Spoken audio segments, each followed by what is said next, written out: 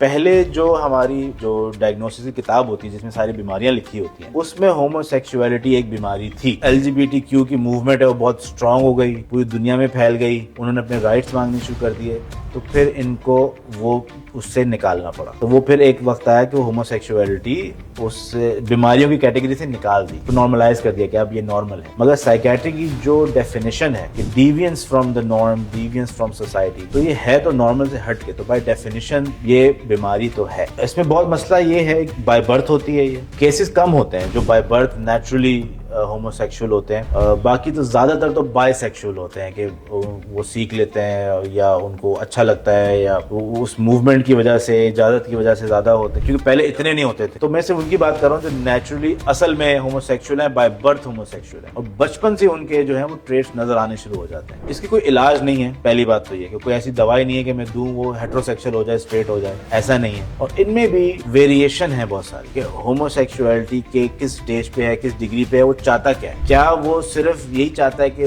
بس لڑکیاں نہیں پسند اس کو سیکشولی اٹریکٹ نہیں کرتی, اس کو دوست یار لڑکوں میں ہی رہتا ہے, یہ بھی ایک مائنر فارم ہے. اس کو دوست بنا, لڑکوں میں رہنے کا بہت شوق ہے, اس کو چھونے سے بھی مزہ آتا ہے, ان کے ساتھ بہت رہتا ہے, حق وقت بھی کر لیتا ہے, ٹائم گزارتا ہے, مگر سیکشل کانٹیکٹ کوئی نہیں ہے. یہ بھی ایک ہومو سیکشولیٹی کی ٹائپ ہے.